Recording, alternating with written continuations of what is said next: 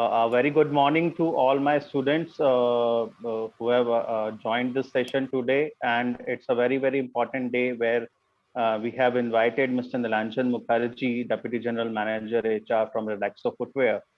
I know Mr. Nilanjan from quite a long time, and he has visited our campus in the past 2 to 3 times and delivered his enriching, and his sessions are very, very engrossing, give lot of motivation and enlightenment to the people like you who are aspiring to be budding managers in their corporate world. So a brief introduction about Nilanjanji. Nilanjanji has a very intense expertise in the area of HR, in the areas of recruitment and selection, in the area of HR strategy and processes.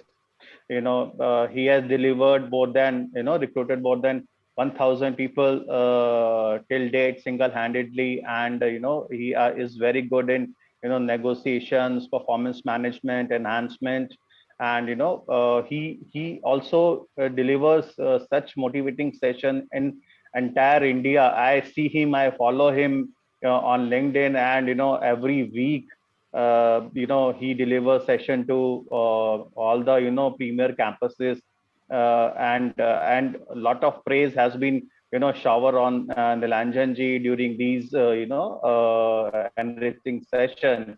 So without any further delay, Nilanjanji, over to you and give them insight how to pick their dream career coming in the next 1 year or so. Okay, yeah, thank you very much, Ankurji. Let me share my presentation. Yeah, students, please tell me whether you are able to see my presentation. Can you quickly write in the chat box and let me know whether you are able to see my presentation? Yes, Nilanjanji, we are able to see. Okay. Yeah, we are able to see, Nilanjanji. We are able to see. Right. So very quickly taking you to the first slide. Why do we need Head Start? We need Head Start because there are more than 20 IIMs, 7 IITs, 15 top tier MBA colleges, and similarly engineering colleges also. So the competition is intense. Employable skills. More than 60% of the recruiter feels that the candidates are not available. 75% lack communication and 60% lack analytical skills. This is not what I am saying. This is based on research. As far as talent acquisition is concerned, 86% of the corporate sites TA as a key problem: travel, efforts, cost, internal approvals, unable to travel and visit to tier 2, tier 3 cities. Traditional method of job preparation are of no use, and there has been a hiring decline by more than 50% year on year when we compare with April 2020. So all my brothers and sisters who are there, who are attending this session today, I want to request you that you will have to do two things after this session. First is that all of those who could not attend, you have to tell them that तुझे पता नहीं तूने क्या miss कर दिया, right? And today I am going to tell you a lot. And today I am going to tell you a lot of trade secrets. And these secrets, you should remain in these four walls, and you should not tell to others because otherwise my job will be at problem. So today I'm going to tell you a lot of trade secrets related to HR. So let's first tell you, because before telling about your dream job, you must realize that how this industry, the recruitment as an industry, has evolved over the years. Because only once you know this, then only you will be able to understand what are the reason why recruitment happens in the way it happens. So first let me tell you how people are recruiting at the unorganized sector.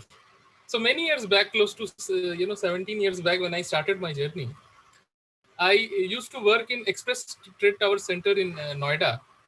And there, since I was a bachelor, I was staying alone in Noida. So almost very frequently, I used to skip my breakfast, or I do not used to make my breakfast. And then I used to eat my breakfast at this Tenali Chacha's food stall. Now, Tenali Chacha had a wonderful fruit stall in Sector 16, Noida, where he used to, serve delicious idli, dosa, bada, sambar. It was very affordable, very nice, and very neat and clean stall. One day, when I was having my dosa there, I saw that a young chap, he came and he said, uncle 5 रुपए में क्या मिलेगा? And he said कि 5 रुपए में तुमको बड़ा सांभर मिल जाएगा. Then he tasted बड़ा sambar and then he said कि बड़ा बहुत अच्छा बनाया आपने, लेकिन मुझे लगता है कि आपको मदद की जरूरत है. And then he said that how can you help me. तो उसने बोला कि मैंने पटना रेलवे स्टेशन के बाहर चीला बहुत बनाया, so if you allow me I can make the dosa. उन्होंने बोला ठीक है बना के दिखाओ.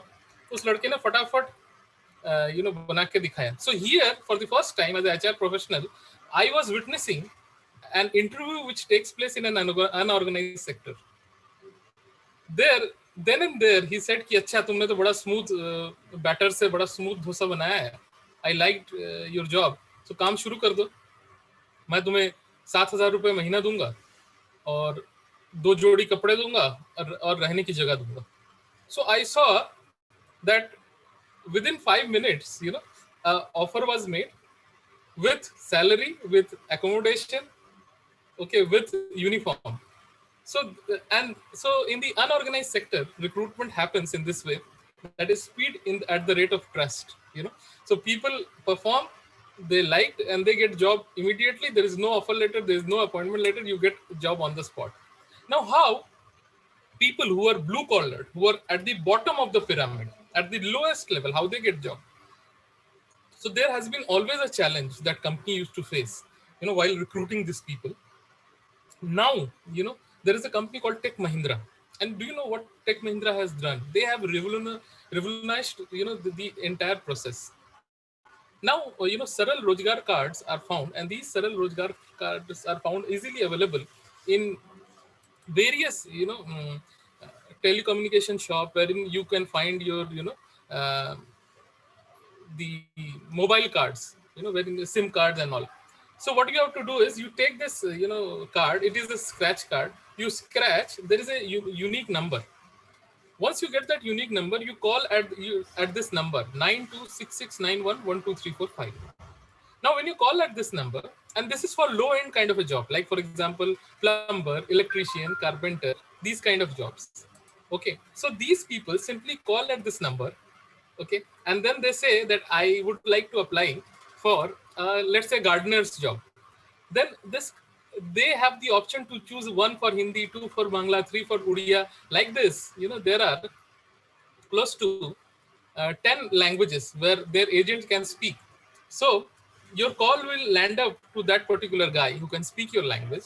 Okay, and that particular guy will what they will do is they will immediately record your details in a specified format. They will write your name, your date of birth, your address. Rest all the details are already pre-filled for electrician, for gardener, for other people, and your CV is ready in less than 4 minutes. Now what happens is whenever such low-end jobs are are reached there at Tech Mahindra's relationship manager, they create an IBRS response job advertisement, which go to those people who are tagged as the electrician or plumber or carpenter, these kind of people, and then they get a job like this, that in XYZ company there is a requirement of carpenter. If you are interested, click 1. The moment you click 1, your CV will go there. So just imagine how fast the recruitment has happened and how privileged these people from the bottom of the pyramids are now today, which they were not earlier. Okay, then let's move to the third thing, which is the biggest the biggest tool for hiring nowadays is job portal. The job portal which has the highest share of people, the registered user is Naukri.com, followed by Monster.com, and there are now numerous other sites. Like for example, Times Group have their job site as Times Job. Similarly, Hindustan Times have Shine Jobs. So even if you have your jobs in one of these portals, that is Naukri.com, that will serve the purpose. But the more places you have your CVs uploaded, the higher is your probability of getting a job. Okay, so try to make your job in as many your CV available in as many portals as possible, and this will help you to get the job as quickly as possible. Now, another mode of hiring is internal job posting. So nowadays, what has happened is that there is a global trend 2020 survey. In this global trend 2020 survey, more than 7,000 people were interviewed, and it was found that nowadays companies are more relying on internal job posting. So what is an internal job posting? So generally, what happens is, suppose a company has requirement in supply chain of an officer level person. So company will advertise their job in their local intranet portal, okay, wherein all the employees can apply. Now, what is the condition? Generally, the condition is anybody who has spent 2 years in a particular organization can apply. In some organization, there could be relaxation. So anybody who has spent 2 years or who has got a rating of at least 3 and above, what does 3 means? Meets expectation and above. So generally, in any organization, the performance happens in a scale of five. Five is the highest, then four, then three. Three means meets expectation. Four exceeds expectation, and five is far exceeds expectation. Two is unsatisfactory, and one is poor generally. So anybody who is good or who meets expectation can apply. So here the biggest advantage is, suppose earlier you were working in, let's say, purchase department. Now there is a position in supply chain or logistics department. Okay, then company gives emphasis to their own employee first. Why? Because that employee knows the culture, the atmosphere of the company. Okay, he has now, uh, he is now he knows the culture of the company. As a result of which, what happens is that he has a higher probability of getting success in this role. So this is another medium of hiring. And now this is the most important slide. All of you must, see this slide very, very carefully. Nowadays, what happens is companies are using chatbots. So what is chatbot? So in chatbots, what happens is, companies give requirement to a particular company who is having a chatbot requirement, and now chatbot has all the questions for preliminary screening. So once they have this preliminary screening questions, then chatbot will ask you question. For example, if you're a salesperson, it will ask you how many distributor you appointed last year, what was your sales target in the last financial year, what is the span of control, how many people you are managing. These kind of qualifying question the chatbot will ask from the sales officer. Okay, and then this response will go to recruiter in an Excel sheet format. So remember, so understand that how easy it becomes for the recruiter. The recruiter can simply download an Excel sheet and shortlist people. Another thing is AI matching tool. So what is AI matching tool? AI means artificial intelligence. So nowadays, what is happening is the organization send a job description. This job description gets uploaded, with the AI application tool partner. And once people apply, the AI tool does all kind of permutation and combination. They allot different numbers to different, things. For example, if there is match with the job description and your CV based on certain keywords, it will allocate some point. Number one, it will allocate points if the current location and the location of apply is absolutely same. Then it will allocate point if the qualification, that is BTech, MTech, MBA, whatever is the as per the application matches the requirement. It will allocate certain point if the experience is matching. Based on that, it creates a MRI, which is called the match ranking index. Now, out of a score of 100, all those CVs which are nearing to 100, for example, anybody whose CV total is, let's say, 80, 90, or 70, 75, that will be at the top. So what the recruiter has to do is now simply download an Excel sheet. When they download an Excel sheet, they will interview only the top 10 or top 20 candidates. In this way, it saves lots and lots of time for the recruiter. Now the third is application tracking system. Many organizations now have the application tracking system. And People Strong has a tracking system. It is an Indian-based tracking system which is called Alt Recruit. Here, this system is so smart that it gathers CV from Naukri.com, from Monster, from LinkedIn, from Facebook, from all the media possible, and it fetch those CVs which has the highest percentage of matching with the job. So nowadays, this way recruiters are saving time. So this was about how recruitment as a philosophy and recruitment as a process has changed over a period of time. Now, can you quickly write in the chat box whether you are enjoying till now, so that I can understand and change my session accordingly? Just quickly write in the chat box. Okay. Now let's understand that how can we make a strong resume and a strong cover letter. Now, here there is a disclaimer, and the disclaimer is every training and placement department of any university, any reputed college has their own, CV format. So, in case you are applying for the job of a, in-campus job, so in an in-campus job, you must adhere to the format which is given by your training and placement department. Why?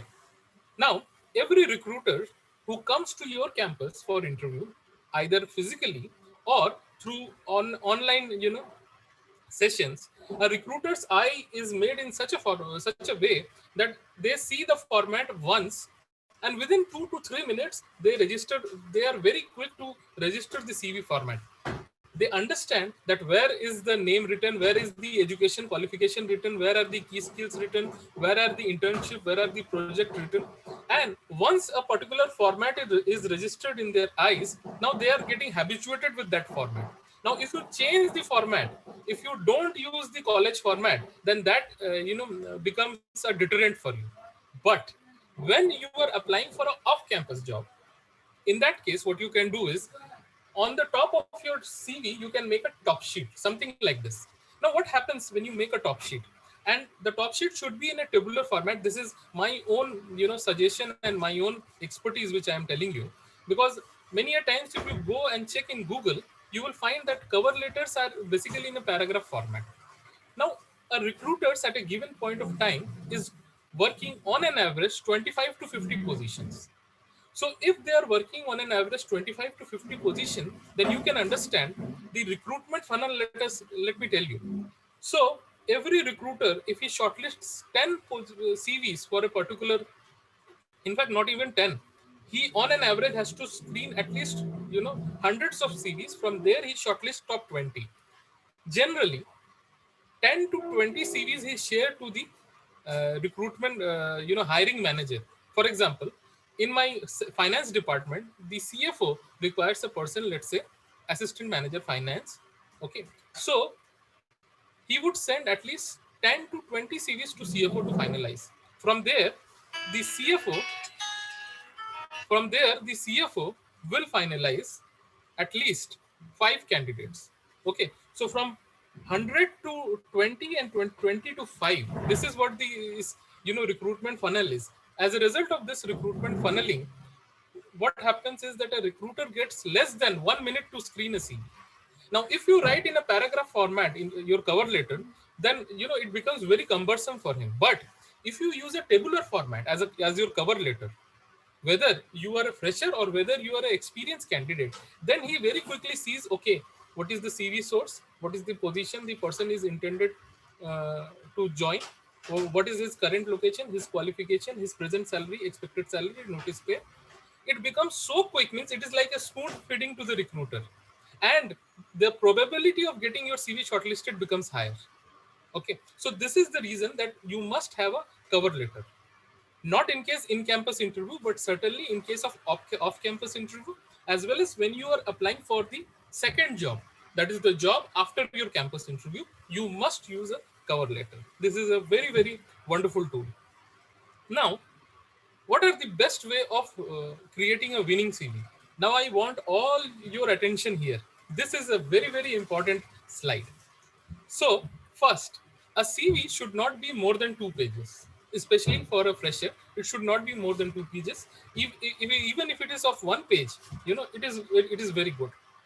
Now, you have to structure, keep it in a sectional format, write education detail, project, key skill, extracurricular activities, hobbies. Now, some of you may say, sir, extracurricular activities ki kya zarurat hai?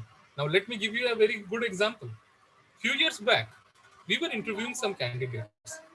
We were interviewing candidates for graduate engineer trainee program.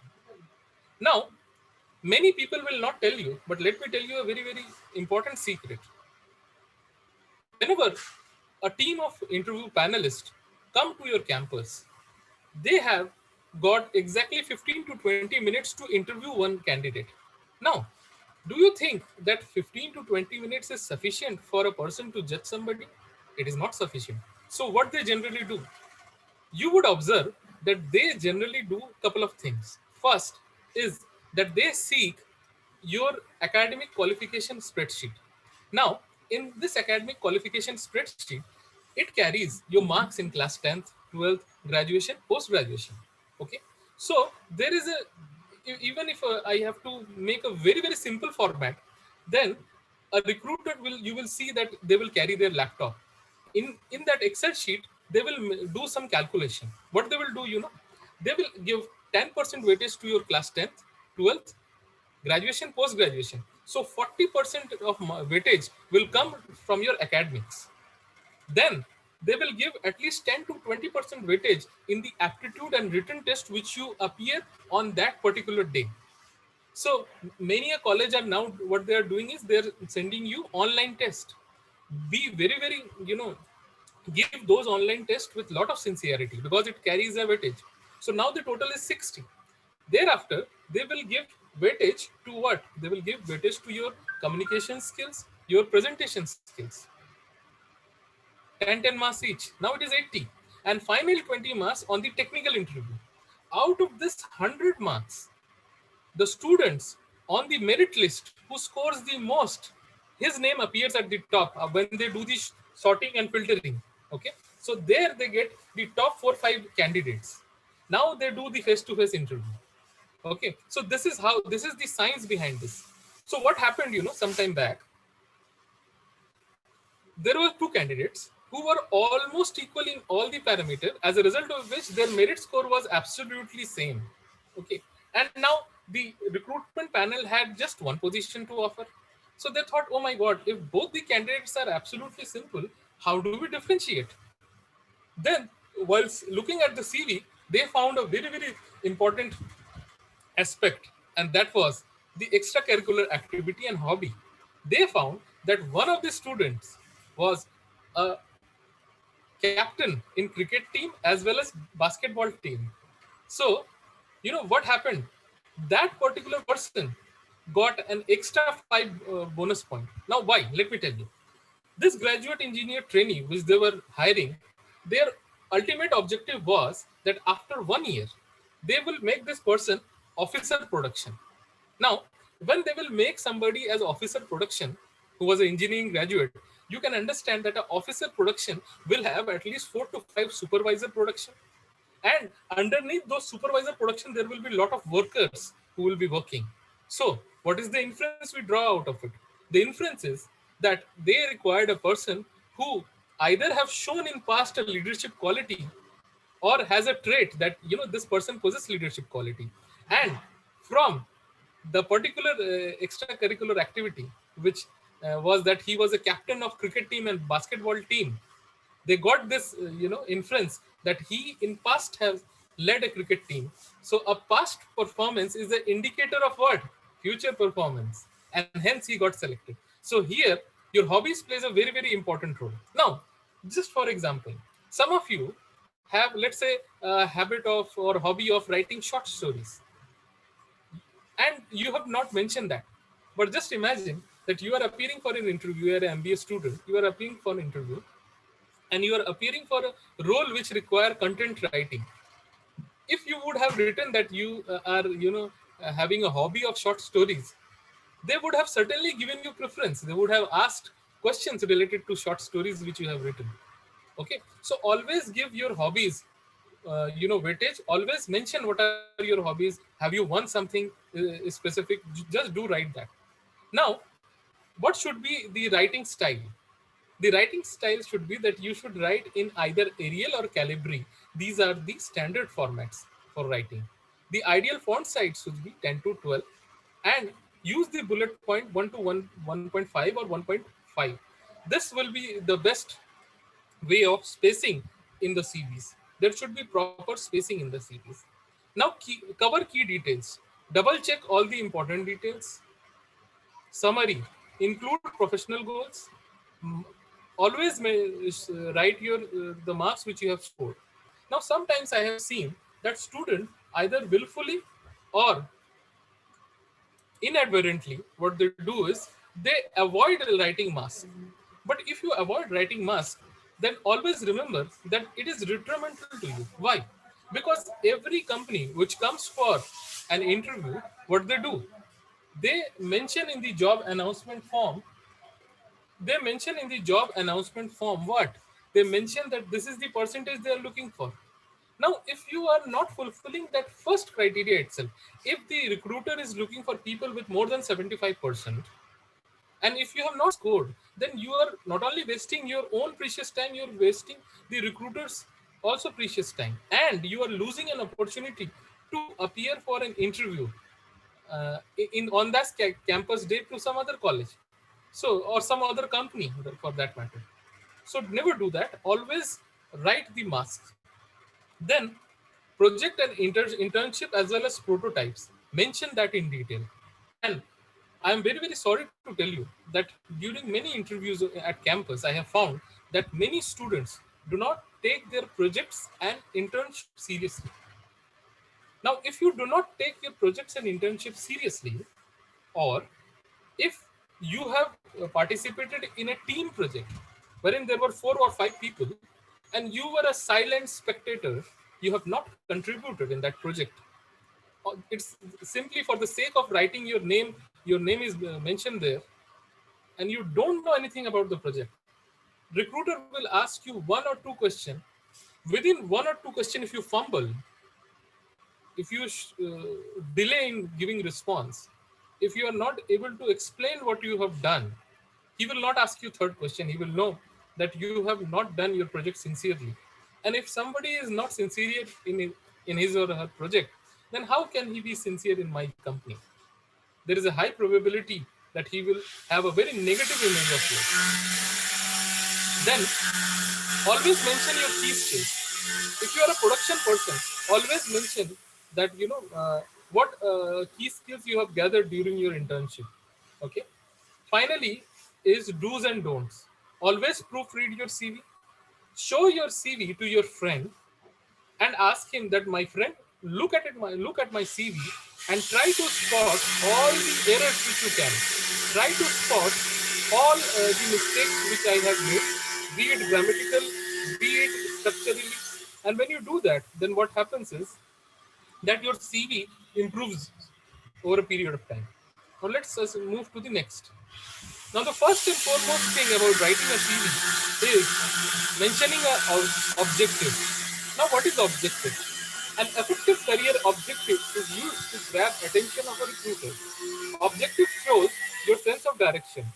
Your career objective is a short summary of you in 1 to 2 lines. It says, who am I, what I want to be, and how will I make your company successful.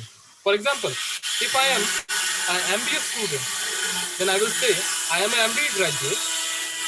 What I want to be, I want to be a manager in next 5 years. And how will I make my company successful? My my educational qualification and my internship, for example, in the investment banking or in supply chain management or in purchase management, will help me in this journey. So in this way, you will have to make an objective of yours. From here, now let's move to early preparation. So students, just tell me, just write in the chat box that are you clear till now, whatever I have told? Just let me know whatever I have been told. Just write yes, yes, yes, so that I understand. Quickly write in the chat box. Now, this is very, very important slide which I am going to tell you, and this is called the early preparation slide. What happens is that in a campus interview, what you will have to do is now make a team of 4 to 5 students. 5 students each. You make a team of your best 5 friends. Then you do what is I called make a company trivia. What is a company trivia? Now, a company trivia has top 10 important questions. Okay. Each one of you will take, for example, in a given day in the campus interview, let assume that there are 10 companies which are coming in.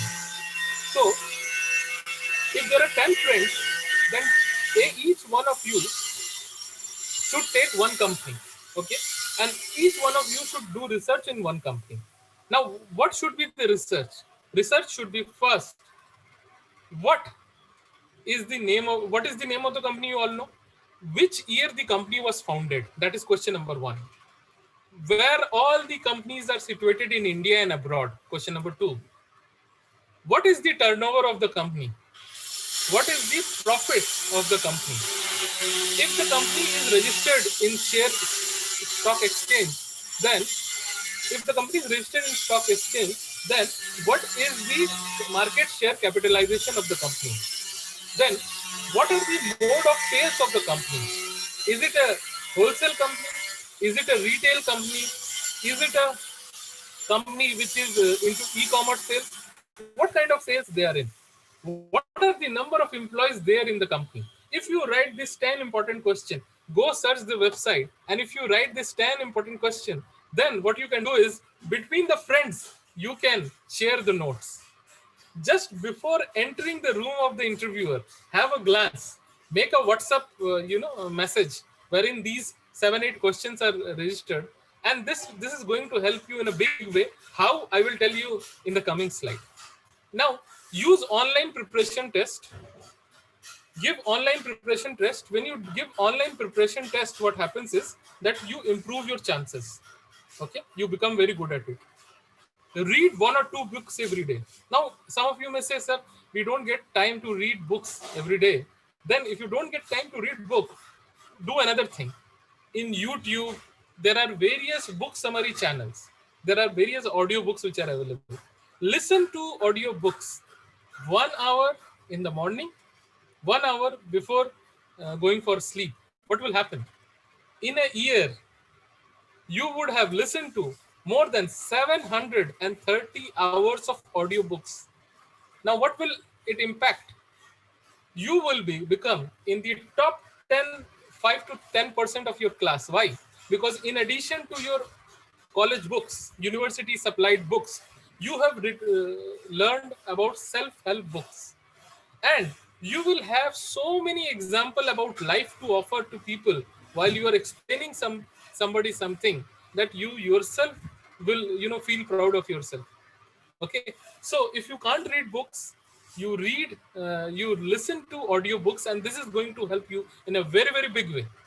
Now get experts help. There are sites like Expertons. So there is a site called Expertons. You can go to Expertons. There are experts which are available, and they charge very, very economical fee. You can go and ask career related question to those people. And who better than your own training and placement cell? You can go and ask your own training and placement cells. There are professors, there are teachers who are far, far intelligent, who have industry experience, who have experience of managing various recruiters.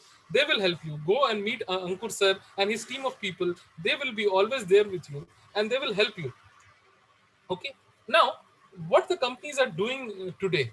The company today are doing assessment centers. Why assessment center, my dear brothers and sisters? We need to understand the psychology behind an assessment center. Every candidate has just 15 to 20 minutes to showcase a talent. Now, is 15 to 20 minutes enough to judge a student? The answer is no. So hence companies are now doing assessment center. Assessment center has psychometric test, it has aptitude test, it has reasoning test, numerical ability test. So what, during the interview with either a student, either a job applicant, or anybody, what you judge is just a tip of an iceberg. Have you seen an image of an iceberg? If you have seen an image of an iceberg, the iceberg, when you see, you can see from your naked eye just the tip of the iceberg, but there is a whole mountain which is inside the sea, which we are not able to understand. Similarly, for every person, what you see is what that person is speaking in front of you, how he look, how he present. But what are his traits? What are his motives in life? What are his aspiration, dreams in life? What has he done in past? That how can you understand whether he can fit on the he can think on the feet, whether he has a good numerical ability, because these are the things which are very, very important in the corporate life. For those things, nowadays companies are doing assessment center. Assessment centers are written tests, and it is not like normal aptitude and numerical test. It is far beyond that. I am going to tell you in much detail. And so today's session, if you follow whatever I am going to tell you, it is going to help you lifelong. So now the assessments test are of these 5 types, my dear brothers and sisters. First is BEI, which is what we call is behavioral event interviews. So what are behavioral event interviews? Let me tell you the psychology behind it. Now, there is a thing which we use in HR or management that is called competency. Now, what do you mean by competency? Competency is nothing. Competency are set of behaviors which are required for superior performance. Do you know that nowadays each and every company has a set of competencies which are called organizational competency? Now, what are these organizational competency? Companies believe that if you have these organizational competencies in you, then you will be very, very successful in my organization. For example, in my organization, we have competence, organizational competency like collaboration, customer focus, adaptability, result orientation, and execution excellence. Similar, many other organizations has this organizational competency. For example, in a very big retail chain, I know their organizational competency is honesty, integrity, presentableness.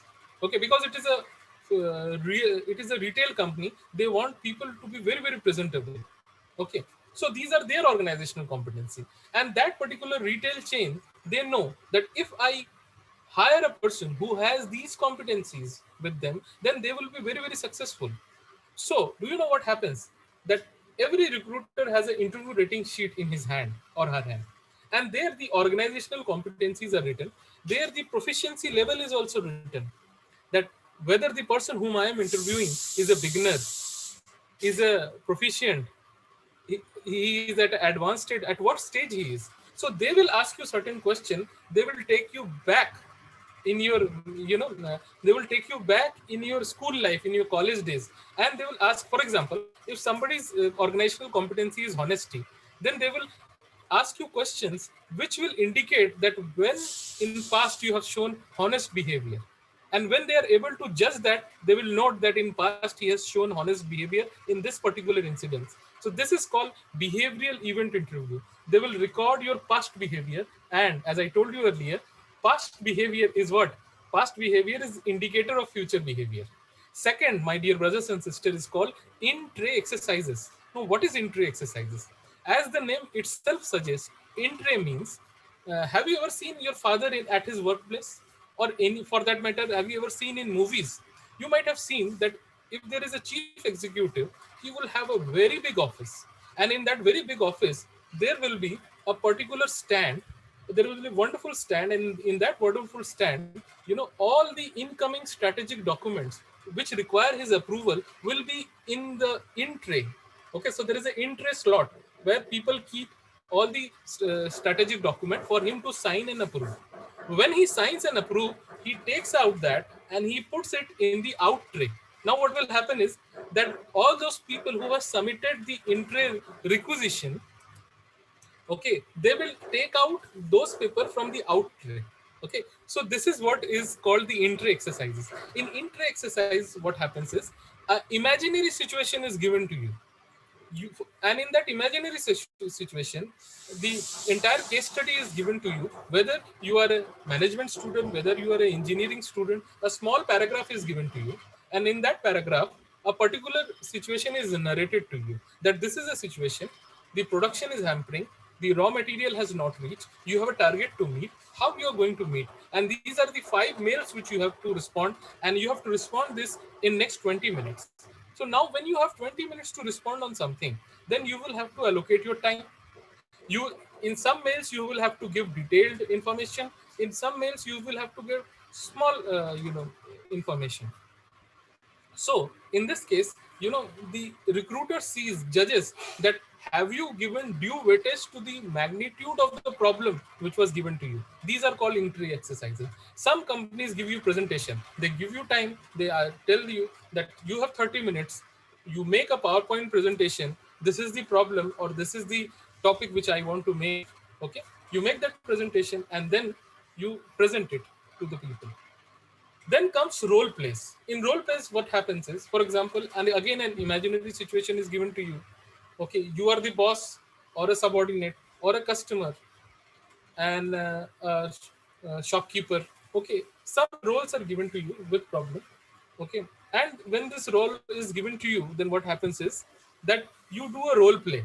So they see that what was the quality of discussion between two of you, whether you were able to do objection handling. For example, now a very disturbed customer has come to your shop.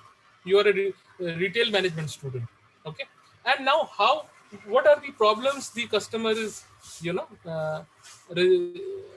problems or objections he is raising to you, and whether you are going to give him a cool, composed, calm replies. That is what they see. Whether you are giving a logical reply to that person. These are what things I've seen in the role plays. And the last is headless group discussion. So are you there with me? Can you quickly write in the chat box? Are you enjoying? This is the most important thing which is now coming on your way. This is called the headless group discussion. Just quickly write, are you there with me? Yes, yes, yes, yes, yes, yes. So that I could understand. Okay. Now what happens? This is the most important thing, because majority of the companies, they do a headless group discussion. So what happens is, let's assume that there is requirement of, let's say, 5 engineers, okay, or 5 management professionals. Okay, so a company will come on a given day. They will conduct interview. In the interview process, there is one process called group discussion. So in group discussion, generally what happens is that you sit in a round table format. Okay, and there are then 10 to 11 people who are sitting in that round table format.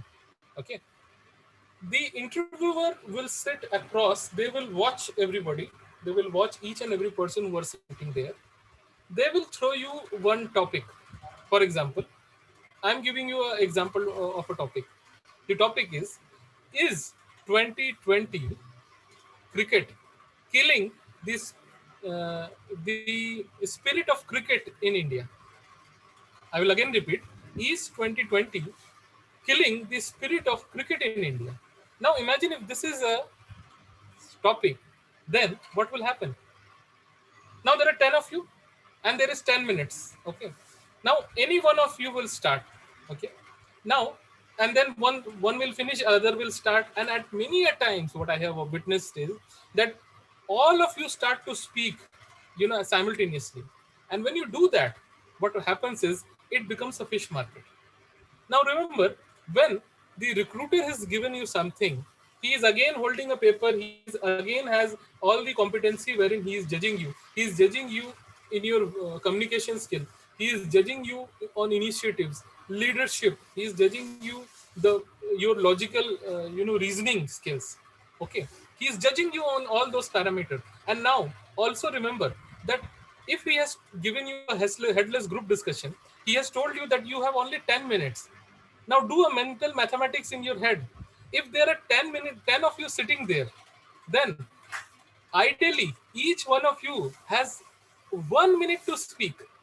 In that 1 minute, you have to make your impression on that recruiter. And if all of you start to speak simultaneously, then what will happen? Recruiter will get confused. And I have witnessed many a times. I have the students' marks with me. The students has scored 80-85% in 10, 12, graduation, post-graduation. He is not speaking. Why? He feels that it is a fish market. So many people are already shouting. And if I speak, I would not be able to express my views. But by not speaking at that point of time, the recruiter will give you a 0. Why? Because you have not uttered a word.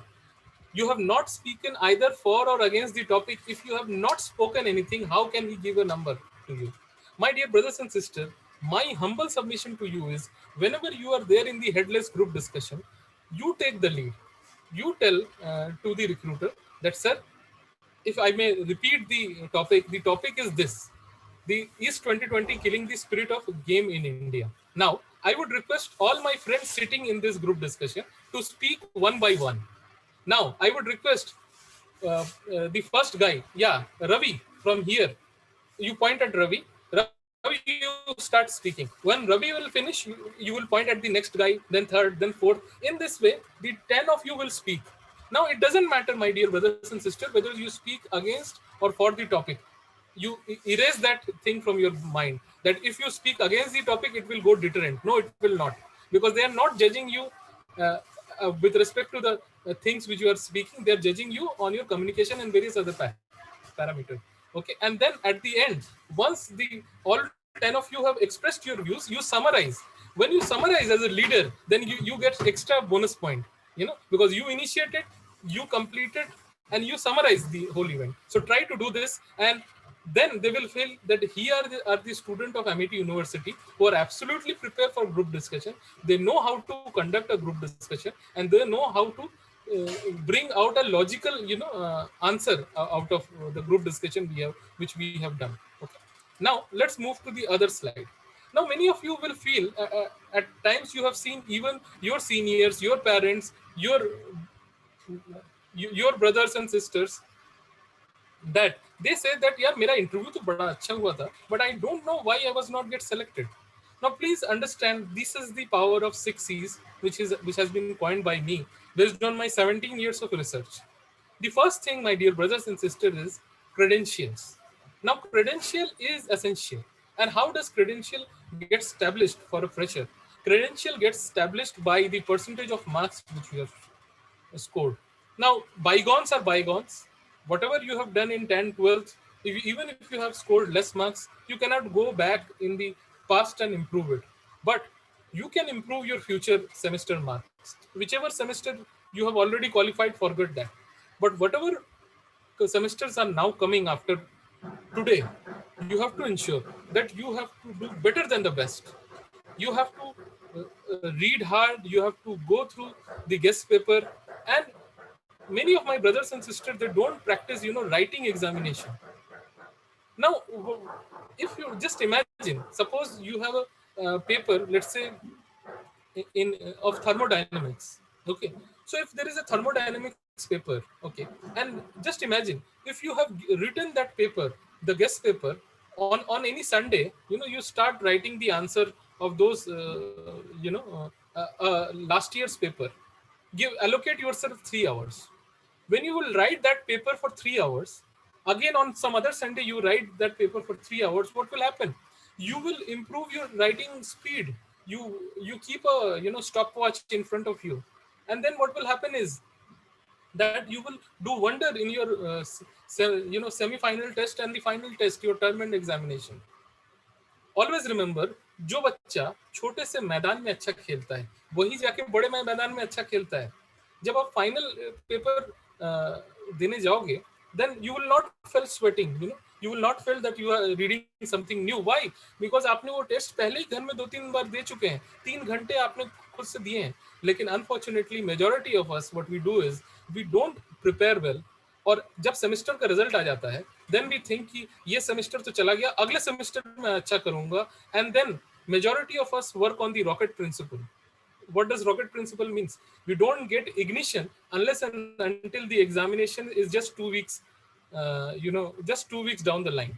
And just 2 weeks, when the examination is just 2 weeks down the line, then we will go and buy the guest paper, then we will mug up, we will wait, read till 12 p.m. In the night, early morning till 4 a.m. and we will think that we will score 80%, 90%. That is not going to happen, my friends. So establish your credential, read and give test at your home by yourself. When you do that, you get good marks, you establish your credential.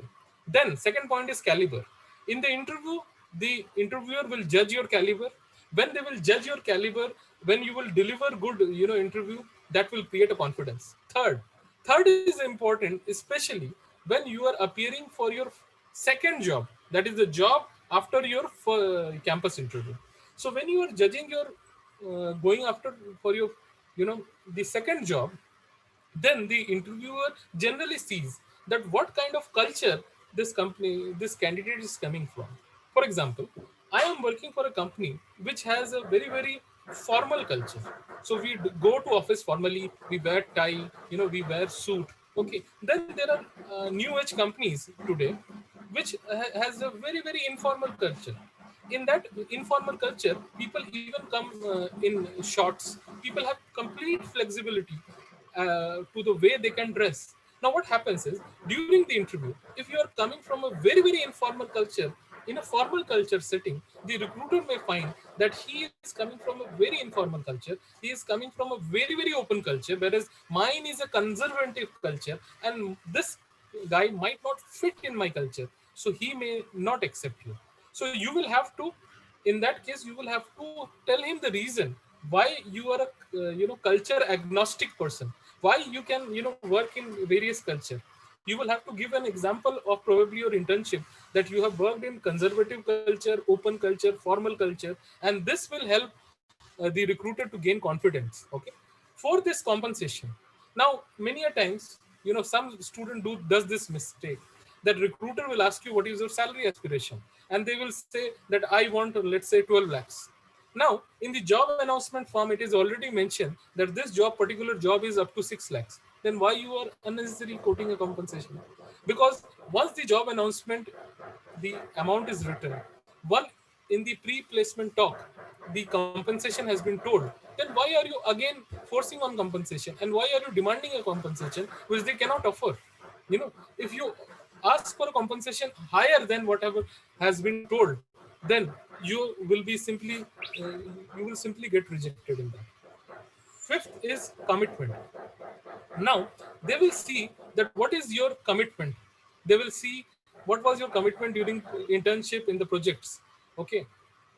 And in this way, they will make a hiring decision. And finally, fifth is credibility. Now, credibility is very, very important point. Many a times, if the recruiter has certain doubt, what they will do, they will call your training and placement officer, they will call your training and placement director, they will call your head of the HOD of your class. Okay. And they will take a feedback about your behavior, your character, your conduct in the university and college. Some of you, my dear brothers and sisters, some of you at times, misbehave with your faculty members. Okay. And you may not know that that may go very, very deterrent against you. Never ever misbehave. Never ever speak loudly to your teacher. Never ever indulge in any illogical confrontation with them, because this may determine your future opportunity. Now imagine that if there are two students. Okay. One is a student who is very, very bright, another student is not so bright and he's an average student. Okay. The recruitment panel is at a fix whom to select. They seek expert advice from your HOD, from your director talent, your director training and placement. Now it is a human tendency for each and every person that they will speak highly of that student who throughout the years, who throughout the journey of their student life has done good in academics, has done good in their project, has obeyed their orders. It is a human tendency. Okay. So you will have to establish your credibility in your college. You will have to carry out all the assignment, all the tasks always, and this will help you in establishing your credibility. Secondly, if you are applying for the second job, in that case you will have to establish your credibility with your reporting manager, because nowadays each and every company, they are doing background verification. In background verification, they go for reference check, and in reference check, if somebody tells that हाँ सब कुछ तो ठीक था but he was not punctual, or he do not used to follow deadlines, बस इतना बोलने की देर है, you will not get selected. Somebody else will take your position. Okay. Now these are the last few slides, and here I will talk about the frequently asked questions. So are you ready for the frequently asked questions? Can I just take another 3-4 minutes? Ankur sir, can I take 3-4 minutes Yes, more? please carry Okay. on. Please carry Yeah. on. So these are the most important questions, my brothers and sisters, which I'm going to tell you now. Many recruiters, they ask you, tell me about yourself. You might have heard it. Your training and placement department might have told you in the past. Now you may wonder that why people ask, tell me about yourself, why everything is written in my CV. When everything is written, why people ask? Now, understand the psychology of a recruiter.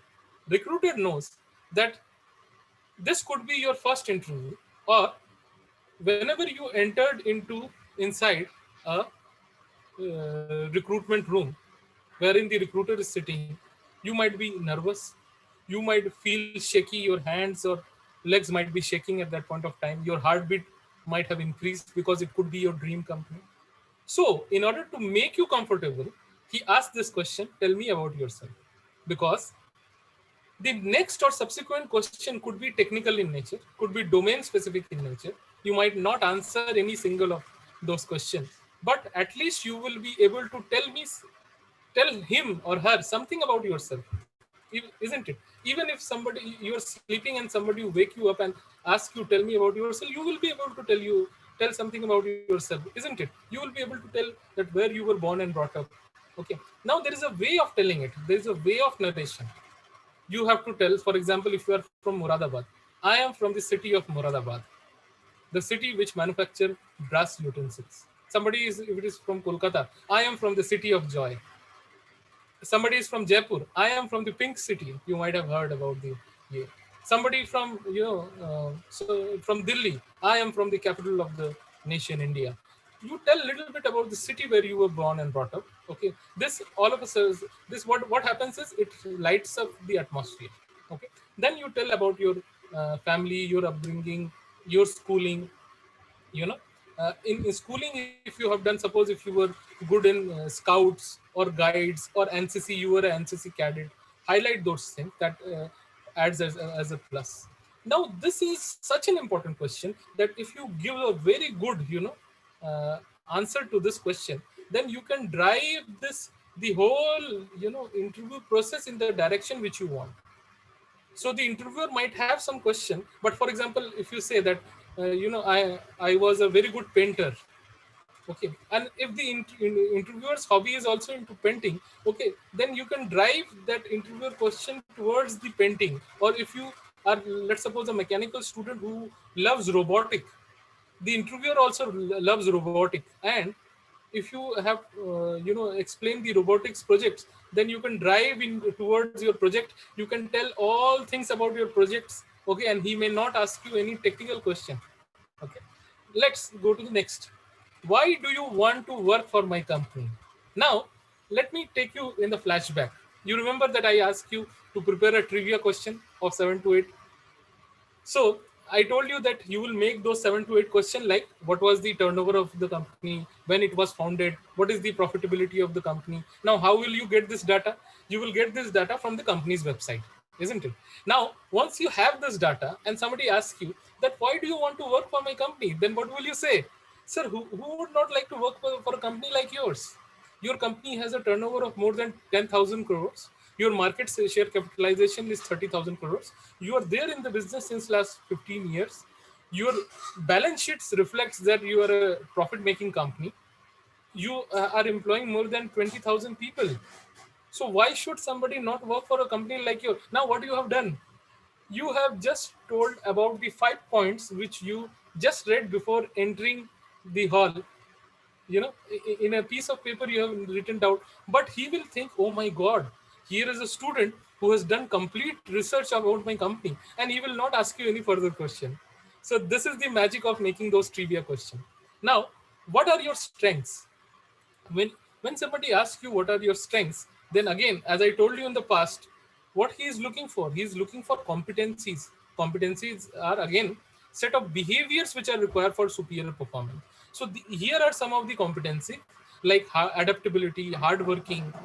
Now in addition to hard working, there is a competency called smart working, honesty, flexibility. Now if you say that honesty is your strength, then he will ask you BEI question, that is behavioral event interview question. I hope you remember.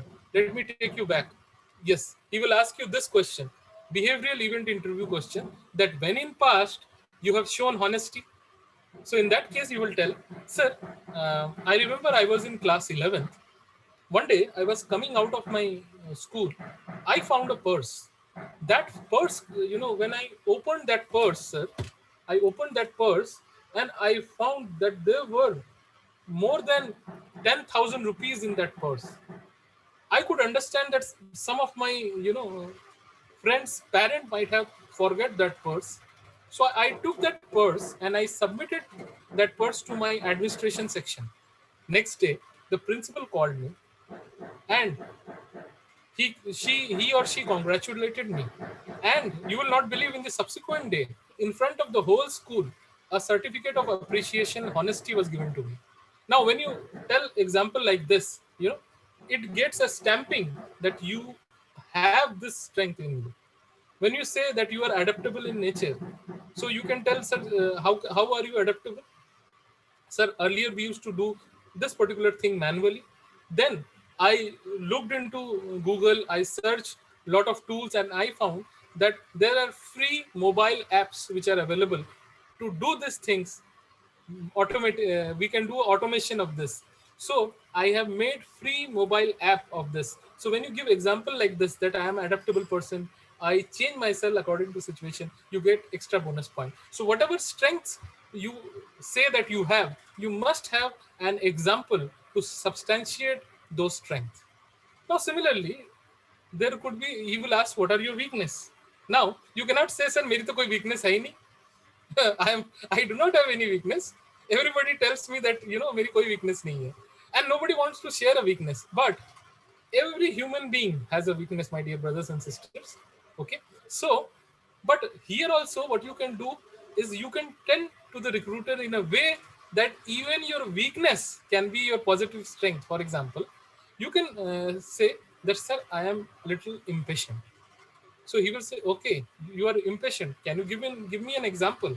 Then you can say, sir, generally what happens is that in college, we are given some project. Now, in my project, there were four other friends of mine who were there in the project. And two of my friends, they were not contributing much. Okay. And then I got impatient. Used to speak very rudely to them. I used to, raise my anger. But in that way, I realized that that anger is not helping me in any fashion. So, sir, now I have understood that there will be people who will always take things very, very lightly, and we have to live with those people. And I have understood that this impatient behavior of mine is not helping me.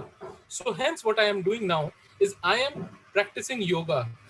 I am practicing Anulom Vinom, and then it is helping me to calm down. Then what will the recruiter feel? Recruiter will feel that this person who is just 21, 22 years old, he he does not only understand his strength, he understands his weakness. He has identified his weakness. He is working upon to improve his weakness. So my dear brothers and sisters, he will feel that at such a young age, this person is so mature that he understands his weakness. He is working upon his weakness, and he is doing all the possible steps to eradicate the weakness. You will get extra bonus point when you tell people like this. From here, let's move to the next slide. And the next slide is the very important slide, and it says, why should I hire you? Okay, now here you will have to say, sir, ma'am, you should hire me because of my knowledge, because of my internship experience which I have gathered, and my career goal. Now, now here what the interviewer is trying to judge is that whether before coming to appear for my interview, you have read the job announcement form very, very thoroughly. Because if you have read the job announcement form, then you would have known that what are the job responsibilities and where is the place of posting. And once you know that place of posting, in that case, you will be able to give very, very, good answer. For example, I was mentoring two students. Since last 2 years, I was mentoring two students of a particular, management institution. So I did entire handholding for them for 2 years, two consecutive years, without any, without any expecting anything in return. I helped them in their internship process, in each and everything. I helped them. I prepared them for interview. So on the day of their final interview, he told me that sir, particular company is coming to my campus. I asked them that you please send me the job announcement form. Do you know what happened?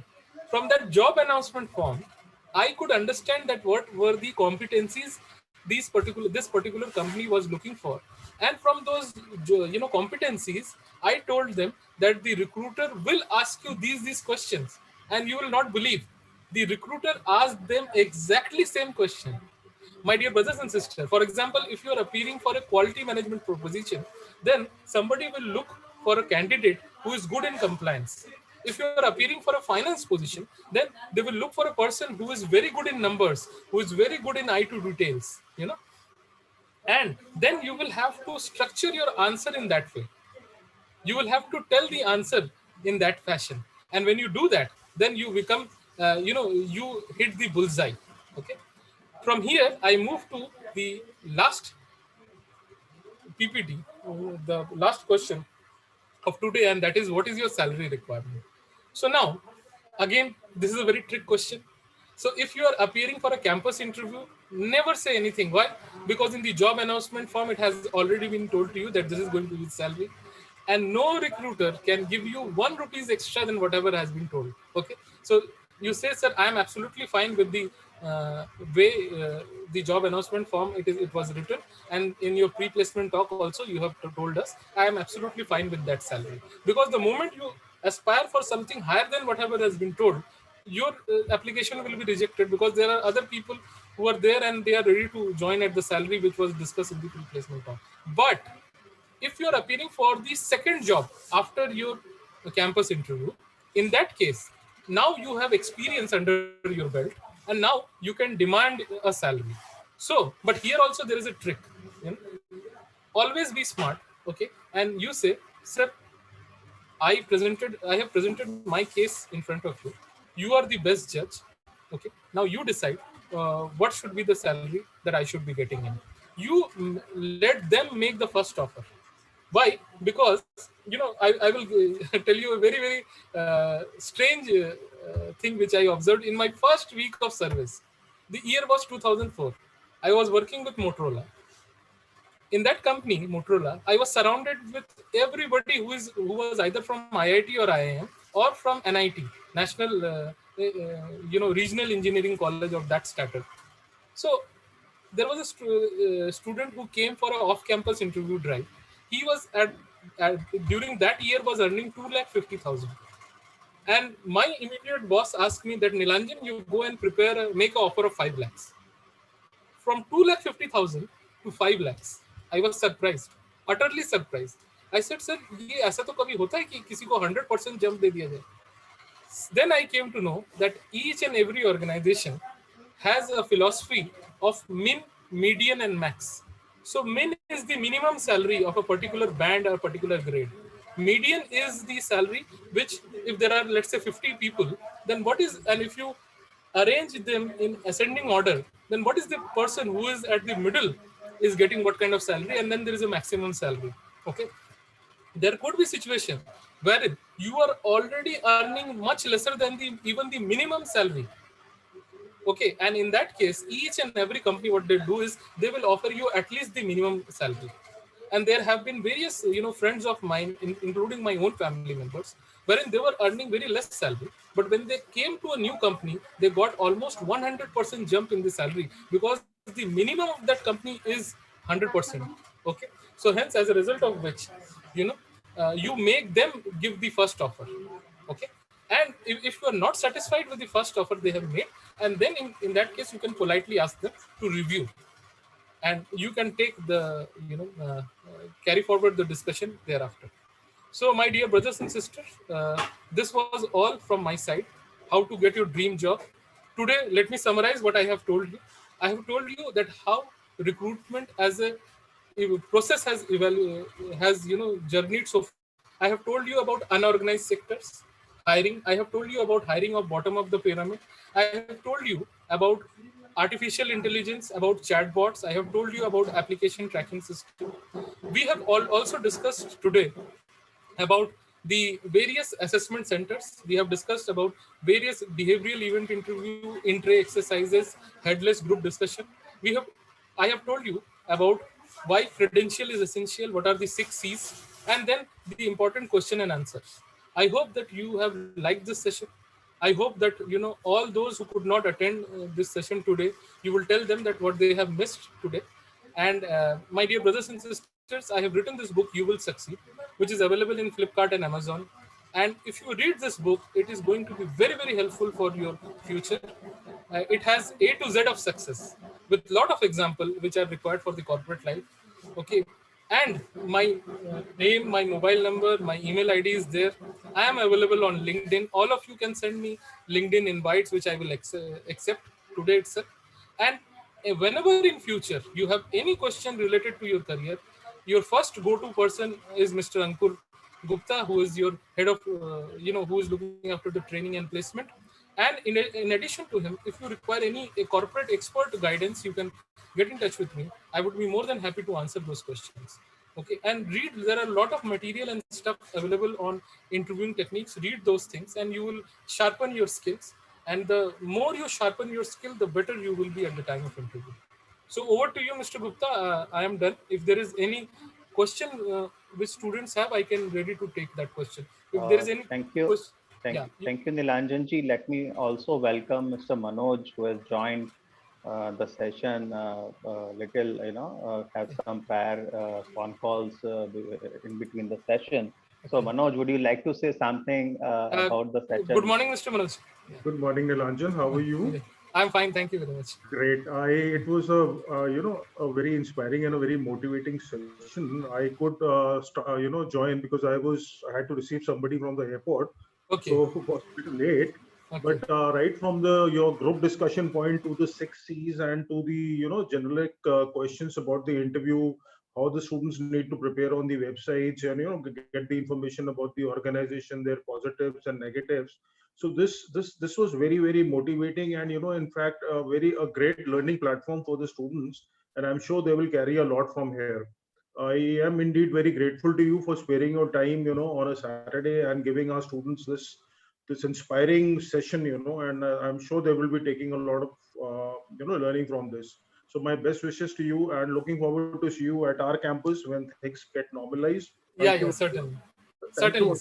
I would like Manoj over here to invite students if they have some question. Mubin, can you please give them access to open up their camera or mic, whichever suits you? Yes, sir. Absolutely right. We can access the mic now.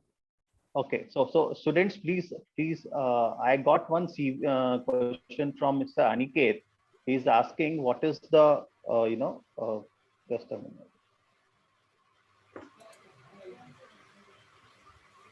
What is the most important thing to be considered while writing CV? What mistakes students commit while writing their CVs? Yeah, let me take you to this slide.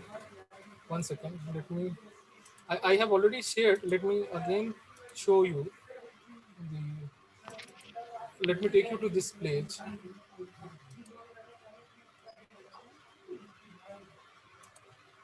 Yeah. So let me take you to this page so that I can again tell you. Yeah.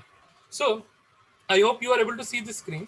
So first is the first and foremost thing which I have observed is generally what happens is that there are various sections in your CV. Okay. So generally some student the major mistake is some student try to avoid sharing their marks in class 10th and 12th or maybe graduation. Why? Because at times they might have scored less than first division, or they have scored lesser marks, so they do that kind of mistake.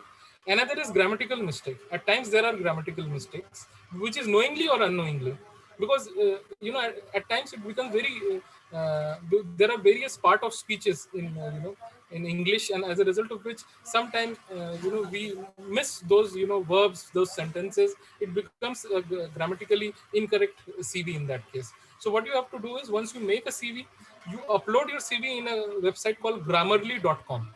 When you upload in Grammarly.com, it will gives you all the grammar mistakes. You will be able to rectify all the grammar mistake. Now your CV is grammar free, error free. Then you show it to your best friend, you ask him to revalidate, re-see that from a with an objective of finding a mistake. When he will look at your CV with an objective of finding a mistake, then he will suggest you something and you will be able to further improve upon your CV. So please do that, and it will correct your CV. Otherwise, whatever format is supplied by your training and placement, if you just follow that, your CV is going to be very, very good, especially when you are appearing from the campus. Yeah. Any other question, please? Any Any other other question? further questions?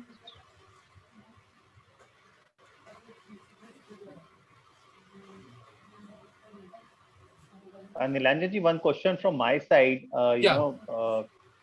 We have seen, it's not every time, but quite a few times when we receive, job notices from the organization. Okay. What is the reason behind they specify a certain salary range? Let's say, at times it is, it says 4 lakhs to 9 lakhs, or let's say at times it says 3 lakhs to 12 lakhs.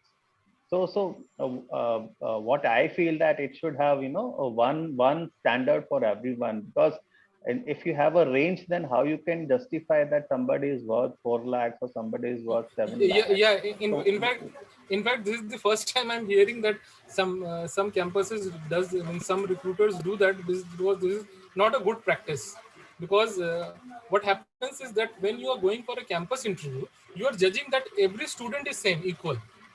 And for yes. equal job, there has to be equal remuneration. You cannot have different remuneration. But yes, my dear students, once you complete that first year of training, after that, once your performance evaluation is done, so then that is done exactly the same way as your marks are evaluated in examination.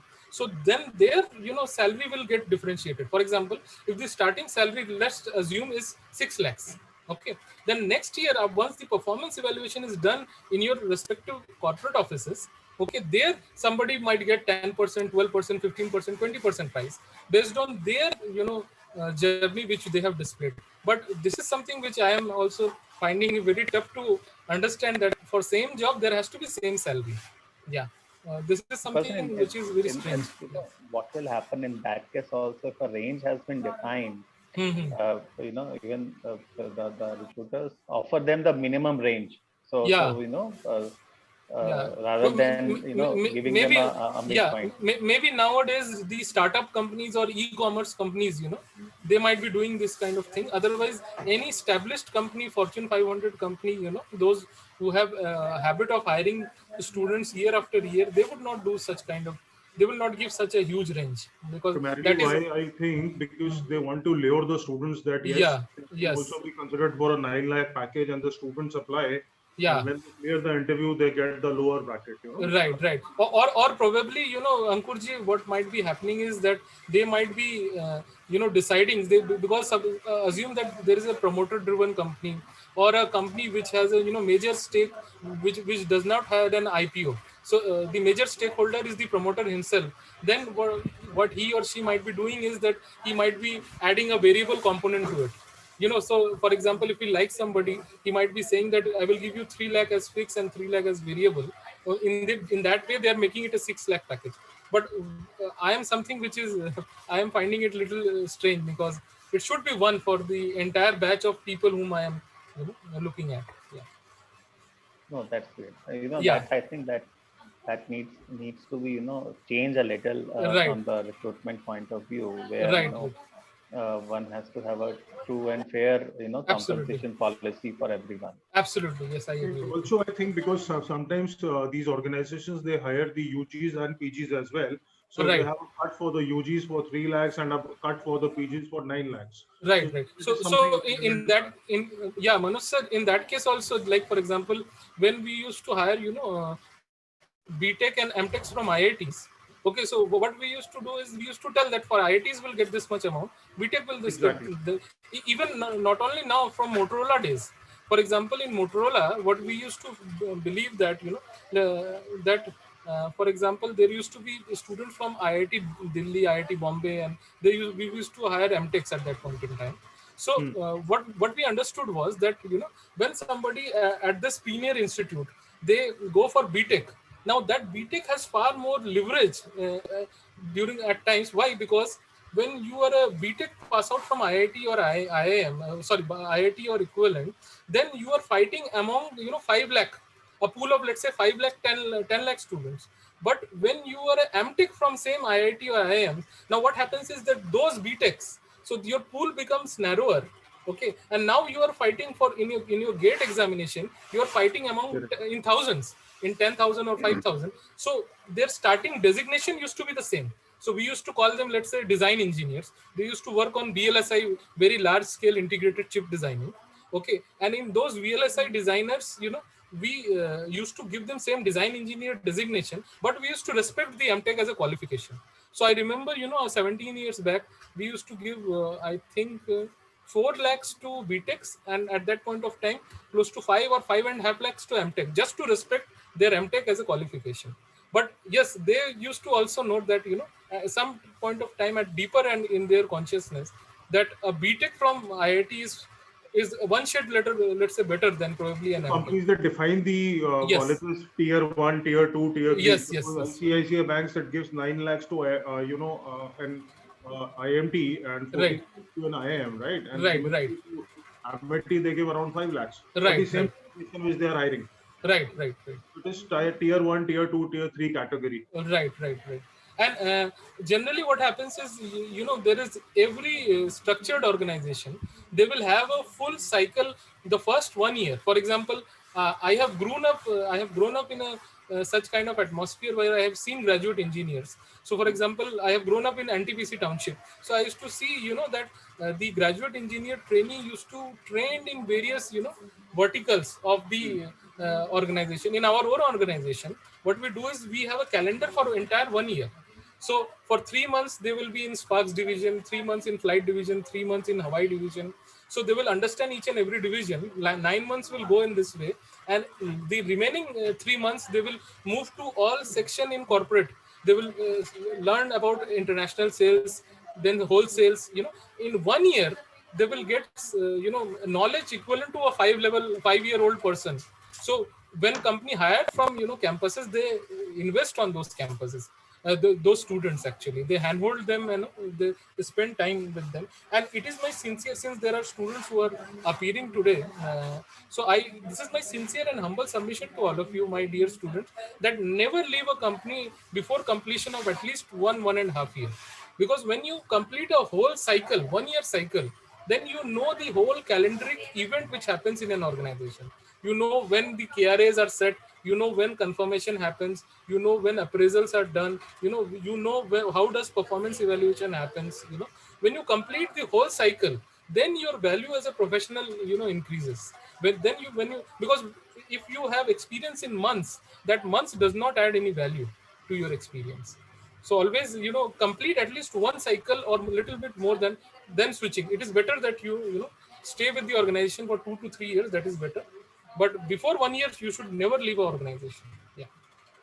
Niranjanji, there is one more question from Aniket itself. He's asking that, quite a few organization has a policy of, sponsoring higher education for their employees, let's say, for example, MTech or any other, master's qualification. So what are the parameters or what are the policies normally company follows while giving them this privilege or facility to pursue for the higher education?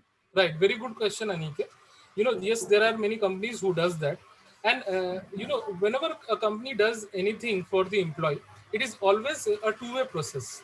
Okay. Because it is a win-win situation for the student as well as for the company.